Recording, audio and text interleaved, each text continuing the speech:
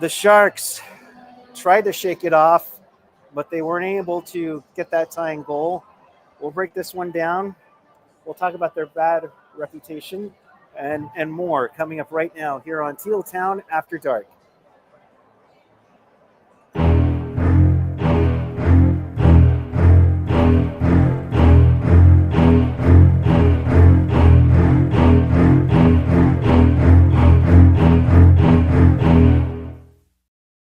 Good evening, everyone. It is December 28th, 2024. The Sharks lose 3-1 to the Calgary Flames. We welcome you to Teal Town After Dark, your live interactive Sharks post-game. If you want to be part of the show, chat with us and fellow hockey fans all over the world and in Sharks territory on the YouTube page or the app. And, of course, find everything at tealtownusa.com. And if you want to support the pod, please do so. It really goes help us out big time. You can do that via Venmo at Teal Town USA, or you can hit us up on the super chat right now. And with that, I say good evening to you. It is myself, the ultimate friendship bracelet collector, Dana Meyerson. Jules and Ian are with us. They'll take you the rest of the way, but good to see you first off. Yeah. I mean, it's been a while since I've seen you in person. I think March. Oh my gosh, yeah. Yeah, since the post-hurdle trade game. Oh yes, I think that was the Ottawa truly one. A sad, beautiful, tragic game. I'm going to be throwing some puns in tonight, and Jules was there with us. It was funny. It was a Sharks win. I think that might be the only one I've seen in this calendar year at the Tank in person. But this atmosphere tonight, back-to-back nights. I mean, this place wasn't full all the way, but a good crowd on hand. Yeah.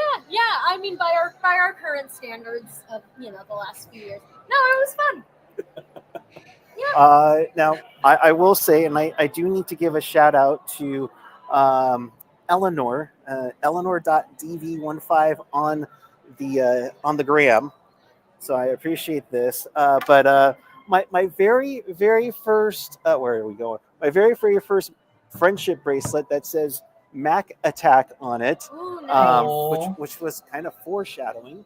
And yes. I mean, what did you think of that power play goal? Yeah, Celebrini is truly the man. It appears that only the young players on our team can score, but what a gorgeous assist from Wenberg. Yeah, that was a sweet one indeed. Ian and Jules will break that one down for sure, but back-to-back games for you. What did you overall take? I mean, being back here, I mean, I know you've been going to school and everything, but it's been nice to get back to familiar places in your second home, we'll call it, third, fourth. Yeah. Well, I feel like I'm fresh out the slammer of Syracuse because last I was there was pretty snowy. Weather here's a lot better. And I feel like the lucky one to be at back-to-back Sharks games. So, yeah, I have the best day, and I will think back to December of 2024 fondly for many years to come. She doesn't have these written down, folks, but she's a true diehard Swiftie indeed. Are we going to hear Dana sing tonight live? We're getting requests for you to sing tonight. Me to sing? I'll just leave over here. Sure. Have fun. What do we want to hear? See, what do you want to hear? I can't hear. He's got the headphones. Okay. Okay. All right. If we reach a total of like $50 super chats, Dana will sing. If we reach $50 super chats, we're starting this trend again. Oh gosh, if we reach $50 super chats, we'll have happen. Dana sing 22. Yeah, no. Well, yes, for you because you just turned 22. Oh yeah. And it wouldn't be the first time we've heard 22 on this podcast. I don't have a hat to give you though, Jules. Oh, boo. So I think that's good for us over here. But Michael's. Oh, we're getting a request actually though. We're Michael Johnson saying, "You light up my life." All of us. You're welcome. Oh boy. So not a chance. All right. We'll send it to these two wonderful people who are going to tell you. I had a few more. If I Oh can yeah. just throw in. Excuse me. Okay, regarding the Grundstrom hit and Thrun defending his honor. Nothing is better than revenge, except a good hockey fight. Is it Pachal or Pakal? It's a hockey. I don't know how to pronounce it. The Calgary player was truly guilty as sin. And the crowd went crazier for that. Huber, don't blame me if I wasn't filled with happiness when Jonathan scored. Going into the third period, the Sharks didn't even have 15 shots. Holy That's God. true. I checked. Oh, also, I have to throw this one in there. Calgary is a red team. Red team. Yes. If you're a Swiftie, you are enjoying this. I wish you are in heaven right now if you are a Swiftie. Forever. Yes. It is holy ground. But yeah. Okay, that's what I've got. All right. Data is going back to sleep right now. You got to fly out early in the morning. Not early. Not early? Oh, thank God. Yeah, afternoon. Okay, never mind. But you're going to get home safely. We're all going to get home safely. And you two, hang in there. That's all I'm going to say. We're trying. Yes. Good luck. Chat, be good. That's hard for the chat. Hi, Ian. We haven't done a show together in a while, and of course we get this piece of shit. So, Hey, on the bright side, the CUDA beat the Henderson Silver Knights today. Let's talk about that instead, shall we? We could. Let's. No, I don't think it's Macklin tonight. I don't know. Maybe it is. I turned it off. So I don't know if Macklin's on after hours. He might be. I turned it off. I'm sorry. I know that Curtis tweeted that apparently he was yelling at the bench to try and spark them. So yeah, I don't know. Like, I mean, like this sucks because obviously it's getting. They haven't been good in a while. I don't think they were terrible tonight. I think Dustin Wolf's really good. I think Askarov again held them in a game. Hey, look at least you can't complain about a third period lead lost. So I guess there's a small victory there. I don't know, man. Like this game, like it was fine. And I know people hate when I say fine. It's just, but like I understand. Like, we all know what the score is at this point. This is one of the worst teams in the league, which we all expected it to be. And if you didn't, I don't know what to look at our defense and get back to me. And now it's like it's all about. Obviously, it's very quickly becoming about, hey, we need to make sure we finish last because we want to have another good chance at picking another great player. And I think that if you look at some of the players that are available, I think the Sharks are going to get another really good player, and it's going to help move this thing forward. I don't know, man. Like this was the biggest game that ever gamed. This isn't an excuse for the Sharks. I'm not gonna say this is an excuse because injuries are part of the game. But not having Wallman really hurts this team. It hurts their transition game for sure. It hurts their transition game, and in my opinion, it kind of hurts the offense. I don't know. Like he's become a pretty big part of this team. Now, should your whole team rely on the health of Jake Wallman? No. But with the state that the Sharks are currently at, I think he's a big part of that, and he's a big part of how they get offense. He's a big part of their transition. He's a big part of their power play. Obviously, and then if you want to talk about power play, obviously that's where I think the injuries have really piled up and hurt the Sharks because you're missing Wallman, you're missing Eklund. It's not good, right? And then tonight, like Carl Grundstrom goes down. No, Carl Grundstrom's not going to score you a bunch of goals, but I think he's very good at what he does. I think he's responsible defensively. I think he's not gonna. Carl Grundstrom's not a guy who's gonna light the world on fire. He's a guy. If you're noticing his game, it's probably for the wrong reasons. And I apologize for that. And so he's a guy that I think that, at least to me, like I don't really notice Grundstrom that much, and that means he's doing exactly what he should be doing. And if you look at his underlying numbers, I think he's been fine. Again, like so he goes down, and now the the injuries are starting to pile up a little bit here, and that's obviously concerning because not only does that hurt the Sharks, it hurts the Barracuda too. And the Barracuda, they've been on a little skid here recently, but they're starting to, feels like, pick it up again and regain that momentum just a little. Yeah, I mean, they beat Henderson today, which they should beat Henderson. They should be. The goals just have their numbers, and I think they lost. Yeah, I can't explain that. We'll get into that more. But like, no, I get my thoughts on this game. Like, listen, there are flashes of what the Sharks will be in the future, and then there's glimpses of reality, I like to call it, of what this team is right now. And right now, this team is not a playoff team.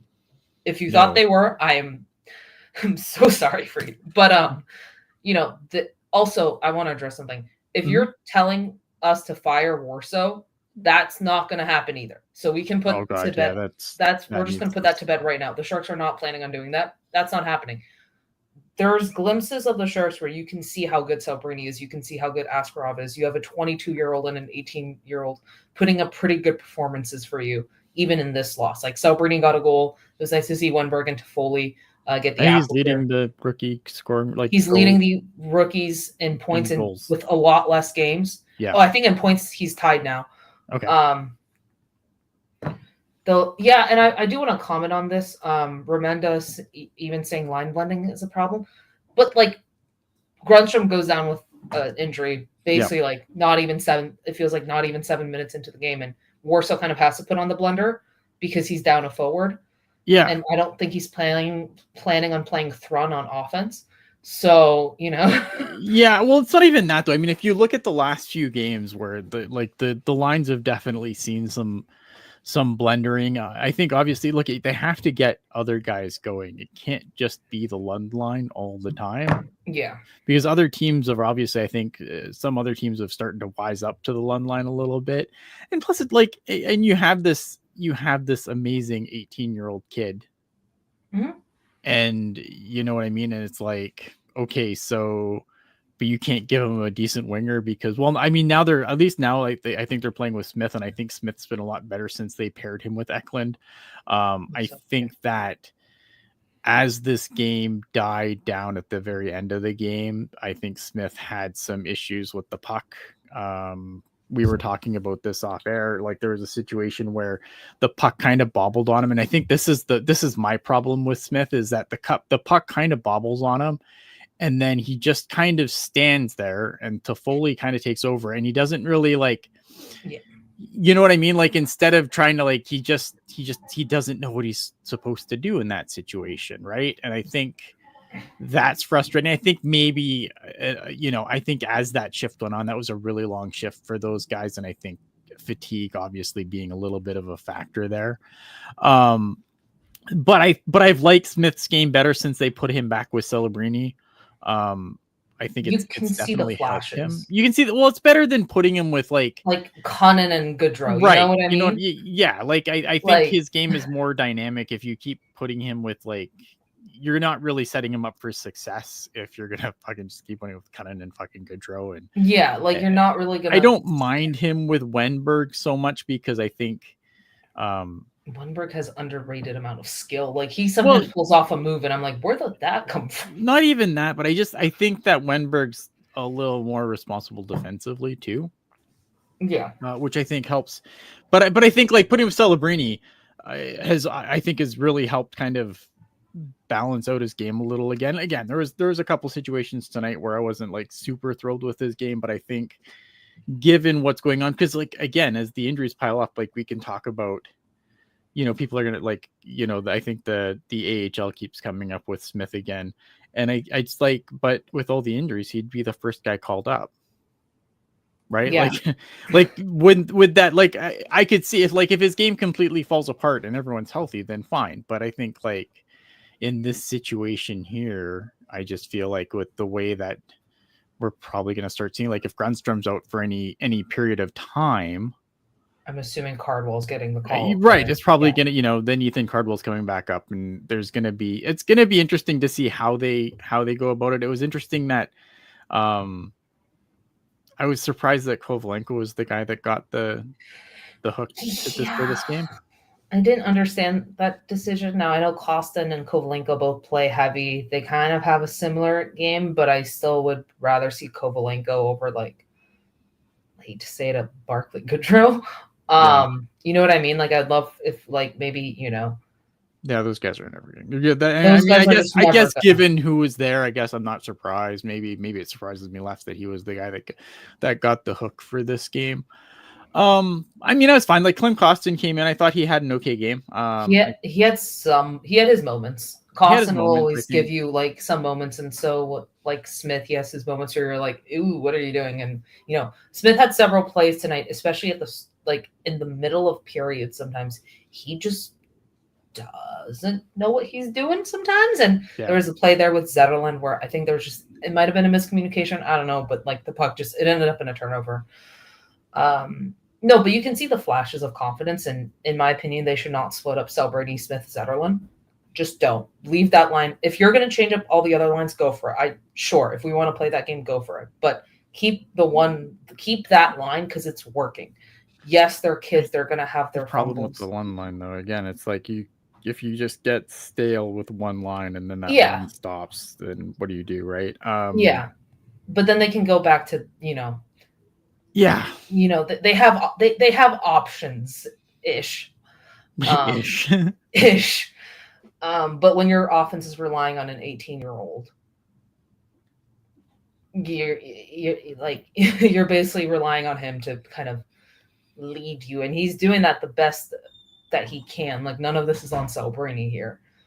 No, God, no. I mean, I don't think anyone's laying this at. It's like Celbrady and Askarov had an amazing performance tonight. Like, I think Dustin Wolf was really good tonight. I think Calgary played a pretty solid game. And as they kind of turtled in the third a little bit there. And the Sharks just couldn't get to the inside at all. Like it just felt like every time they tried going back the other way, there was 3-4 Flames waiting for them in the neutral zone. Which, and they couldn't find an answer for that for a while. And then when things finally started going the Sharks' way, they just couldn't beat Wolf. And those things are going to happen, unfortunately.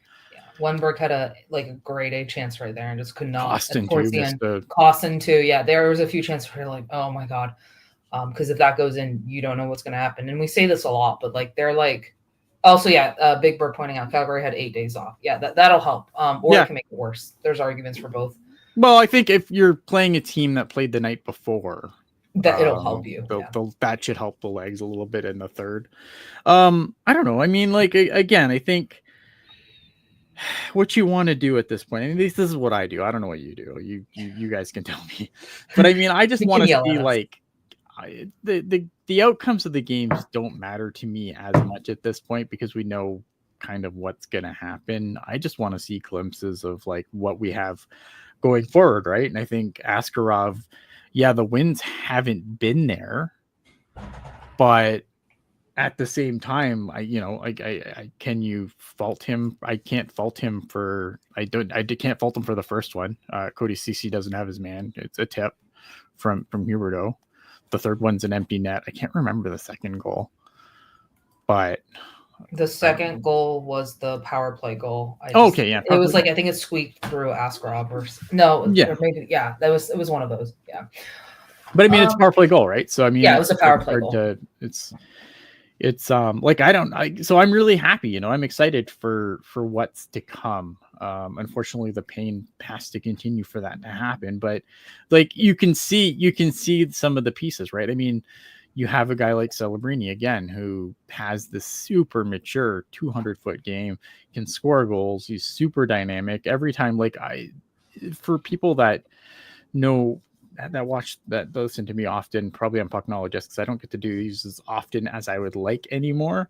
But I always talk about how the opponent's broadcast, because that's generally the broadcast that I get, gushes over, gushes over Macklin Celebrini. The way everyone gushes over him, it's such an exciting thing. And then you look at you look at this draft coming up, and there's a handful of guys that I would super fucking love. For the Sharks to get a hold of. Like, obviously, I think Schaefer is the guy that a lot of people have circled because I think still defensive depth is this prospect pool's weakness right now. So I can see why people like Schaefer, but even if they don't get Schaefer, you get a guy like Hagens, you get a guy like Martone, you get a guy like Misa, like Michael Misa. It's crazy to me that this guy, like, it's not even that he's not on this Team Canada. It's not even like that he's not on Team. Like, they didn't even invite him to camp. Like, what are they doing?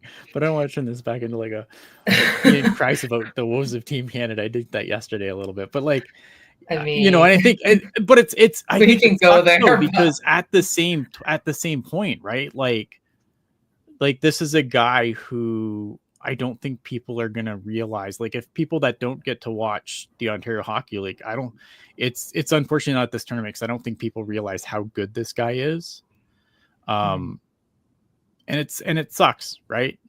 It sucks because a lot of people are gonna be like, oh, who, the Sharks are gonna draft. Well, I don't remember that guy from the World Juniors. What the fuck did you do, right? And it's like, and it's crazy. It's because Team Canada is fucking stupid and the Galaxy brain this shit. I will say this with this draft, and we don't want to derail too much into draft content right now, but there is a clear top 4, and then it basically kind of drops off. So if the Sharks land in the top 4, in my opinion, they're going to get a very good player and one that's going to fill a need, whether that is getting a 2C or maybe even, I don't think anyone's replacing Mac, but like getting a 2C who Mac's can the centerpiece of this. Mac's the centerpiece, but like if you get a 2C who can bump up Smith to the wing, perfect. Or you get a elite 1D, or you get an elite right winger to, maybe Smith finally figures it out at center, or you have, Mortone, Celebrini, Smith, whatever. But like, or you get an elite right wing. So like, you know what I mean? There's options there where whichever one it'll fill a need for the Sharks because they have their future goaltender. They have their centerpiece. They just have to build around him. And Smith, I still believe, is going to, if not become a really good 2C, become a very good winger for Mac for years to come here. So I mean, again, like, I don't know how this is going to pan out, right? Like, for me, I don't really. I'll probably get more like picky and choosy as the draft gets closer. Right now, I'm just like, I know the Sharks are getting a good player, and I can sleep comfortably knowing that. Teal BT asking, what's Hockey Jerk up to, or is that the Teal Town Curtain? He's living his best life. He's just living his best life. I'm not gonna like. It is a little bit of a Teal Town Curtain, I guess, because I'm not gonna like. Talk about hockey. I'm not going to talk about Hockey Jerk's actual, real life, but I'll tell you, he's living his best life, and he's great. And I talk to him all the time still. And so, he's good. Again, he is fantastic. Big Bird asking, do I feel like Askarov is really a superstar goalie? Yeah, he's a franchise goalie. He's this kid played in the KHL at like 17. Yeah. The KHL at 7 fucking team. Like, Askarov is going to be this team's goalie for a decade. I will say this: Askarov has given me several, has made my heart rate go like this on multiple occasions with his playing the puck.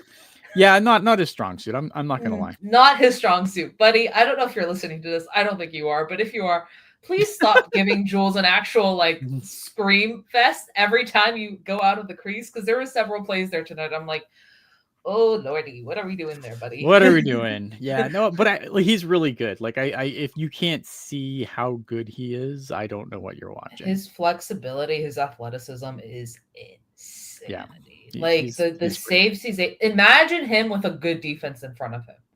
Well, that's it, right? Like the Sharks literally just have to build a decent defense. Not necessarily elite. It would be nice to have an elite defense, but just a decent defense, and Askarov will be way even better than he is today. But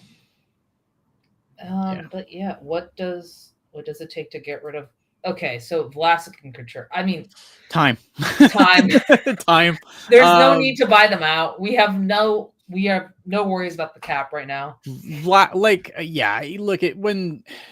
how much time Vlasic can't have that much time left, right? No, I think he has maybe I should know this off by heart. I should also, and I just don't. Like, I don't know, man. We're just sitting here. We're just a bunch of assholes on YouTube.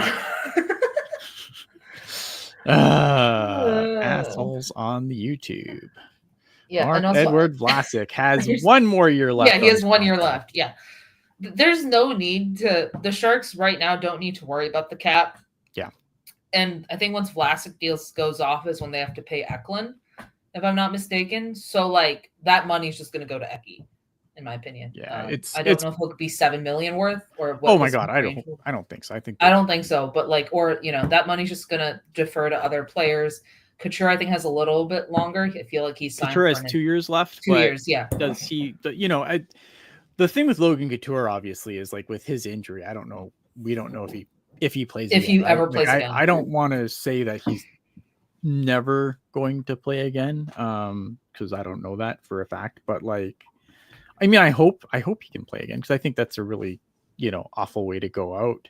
But yeah, look at Vlasic, Couture. It's time. Time is the answer to that question. It's just you wait it out because the Sharks aren't going to be good.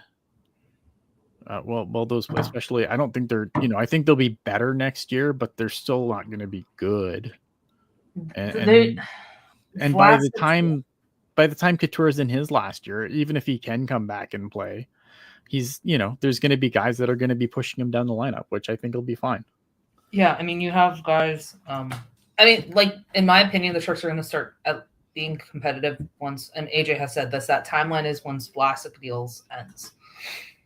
And I think by even next year, they should be starting to climb up the standings, in my opinion, because you're going to have teams that, in my opinion, are just going to kind of crumble next year. Yeah, it's fine. It's time. There's no need to I don't think this has to happen, right? Yeah, as long as they can clear up room to make sure that guys can come up and play, earn spots. Obviously, you don't want to just give anything away, and I think the Sharks have done a decent job at making people earn their spots on this team. The meritocracies, especially this season, I find like they've done a really good job with it, right? I feel like the call-ups have generally been bang on for who you would expect to get called up, gets called up. Unlike previous seasons where it's like, we'll just bring up this tweener guy and that'll be that. Yeah, no, exactly. This, we'll bring up our AHL veteran tweener guy and they'll fill a hole in the lineup, but that's not happening this year. Every time they've had a call up, it's always been a guy who's deserved it. Ethan Cardwell, Daniel Bushin, Shakir Mukhamadullin. I thought Mook had a good game today. You can see flashes of his, Yeah, Mook's for how sour I was for the start of his AHL season. I've had no issues with his game in the NHL so far. Yeah, he has his moments. I think I don't necessarily think he's going to be a Norris candidate ever in his career, but but he's in my opinion, he's going to be a really good second pairing defenseman for the Sharks. And you get that. You have Zetterlund, who's producing. That Meyer trade is looking better than we thought it did when it first happened. But yeah, he hasn't looked horrible. I've liked what I've seen from Mook early in his NHL. Do we want to talk about the fun team now? Or kind of fun team now? Ooh, Barracuda!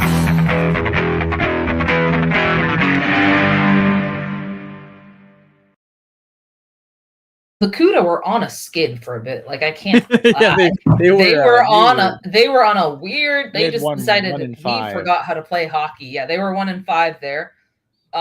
But I think it was nice to see them get a win today because hopefully that'll shift the momentum and they're not letting those losses completely derail as they have in previous seasons. It feels like whenever they're kind of completely falling off the tracks, they're able to at least kind of get themselves back on tracks. Now, I can eat my own shit and then they're going to lose like 12 straight after this. But let's hope that's not the case. But they beat the Silver Knights 5-2. Again, they lost 2 to the Condor, but they somehow are just defeating the Firebirds at will this year. Yes. And they lost. I mean, they're not that Coachella team isn't that they're good. I don't want to discount how good they are because I think this Coachella team is good, but it's not last year's Coachella Valley. I'm not calling the Cuda wagon molasses. No, they are not a wagon. They were a wagon to start the season, but they have slowly fallen off here a bit. But they're not. I mean, as we say, fallen off. Like this is still a team that is like their points percentage is like 60. They've earned 64% of their points. This isn't a bad team. This isn't a bad team. And at the start of the year, they were genuinely pretty good. They just have yeah. Like they're not like because I think sometimes we like oversell their woes a little bit. Like this is still a team that's 1 point ahead of Ontario. For they should make the playoffs. That was my expectation going into the season. Team. Yeah, they're a comfortable and playoff team. But yeah, no, I think overall it was it's nice to see them get back in the win column, and hopefully that continues. I mean, again, I'm cheering for them. Hopefully they can make the playoffs, because again, once you're in the playoffs, will make the playoffs. Anything can happen. The things that would have to go wrong at this point. Yeah, and again, they had a good start at the beginning. December was So we'll see what happens with the CUDA, but again, they're playing again Henderson tomorrow at 1 p.m. So we'll see what happens there. Sure. Yeah. Just for those that want to know, Scott Saverin opened the scoring. Podorowski scored 2, and Lucas Carlson also scored 2 on the power play in the third. It got a little dicey in the second. The Barracuda came out. They got up to a 3-0 lead. They kind of got into like stop me if you've heard this story before. they get scored on. Wow. And then they get scored lose on. Their composure, and then they start taking penalties, and then they get scored on again. And then but to their credit, I thought they really buckled down in the third. I thought Georgi Romanov had a fantastic game. He's been really good in Askarov's absence. So you have to enjoy that. Yeah. So we'll see what happens with them. Again, they should make the playoffs, and we might finally get playoff hockey back in San Jose. Here's hoping. I mean, there will. It's gonna happen. I promise. You heard it here, folks. All right. Anything else? Go wrong. I don't know. John McCarthy. Team USA. Team USA. Team USA. Latvia. Yeah, Latvia beat Canada yesterday. It's true. That was a doozy. This is a thing that happened. I'm sure you know what though? About that. You know what though? I still give this Latvian team a lot of credit, because I thought that this was a game where I thought they were just going to get steamrolled by the States, and they didn't. I thought they hung with the States pretty good, considering how they play. Considering their win yesterday and how emotionally, that draining that probably must have been for them. And then come back, short turnaround, play the same goalie, who I mean, I know children, but at the same time, like that's a lot of shots for a goalie to face on back-to-back days with the short turnaround. Man, I give Latvia full marks so far in this tournament. They have been something. Are they going to medal? Probably not. But and for a team like Latvia, unfortunately, some people talk about how this tournament should have like fewer teams in it, because like some of these round robin games get really dumb. Like I think it was Czechia and Kazakhstan today was like 14-2 or something today. But I think for a team like Latvia, just to do this well, it's good for a program like that. I think that I think for some countries, right, like I know that they don't really quote unquote have a chance, but I like that they get to play against like the best teams. So I think that's what makes your program better, is playing against the best, and you're not going to get that if you create like a lower tier that and then kind of just shuffle everyone else down. So yeah, full marks to Latvian so far. I've been really with their play, especially their goal. I think their goal has been fantastic. No, So I can't watch World Juniors because I don't have those networks, but I'm seeing everything. I'm hearing a lot of things. So it's great when those type of upsets happen. And Canada has made some very questionable decisions. So yeah, I don't know. We'll beat Germany tomorrow, and everything will be fine. Yeah. You know, people. Give Dickinson power play time, please. I know he's not. Well, now that Schaefer's out, they have no choice. All right. Anything else? Final thoughts, Ian, before we wrap this show up? Yeah, I mean, you know, when the Sharks do bad, it's good. In this situation, we're at the point now, man. Like, what are we gonna do? We're gonna wait till after the Four Nations, and then we're gonna start pulling out fucking Tankathon and doing all that bullshit again. So yeah, I mean, it's getting back to when the Sharks do bad, it's good, and when the Sharks do good, it's also good. I don't know what to tell you at this point. I am out of answers, and I have to have more tomorrow on Pucknologist, which you can find tomorrow night, 7 Eastern, 7 Pacific, 10 Eastern. So stay tuned for that with me and AJ tomorrow. You don't want to miss it. I'm sure we'll talk about the recap of this week, how the Sharks are doing, how the CUDA are doing, and they'll probably recap the game that's happening tomorrow for the CUDA, or talk about it at least. Yeah, I'll talk about it. But with that being said, when the Sharks lose, we get either Michael Misa, James Haggins, Mike Schaefer, you know. So keep that in mind. Thank you, Jerry F, coming in last minute with a super chat. Thanks for another great show. Yeah. We appreciate you, Jerry. Appreciate the super chat. Again, helps keep this channel ad-free, and we don't have to take pauses to talk about, you know, ads. So with that said, what you want to talk about Raid Shadow Legends for 5 I think minutes? we should. No, I really don't. Not after a game like today, at least. All right. With that, boys, keep it real. Keep it teal. Keep it real, Teal. Have a great night, everyone.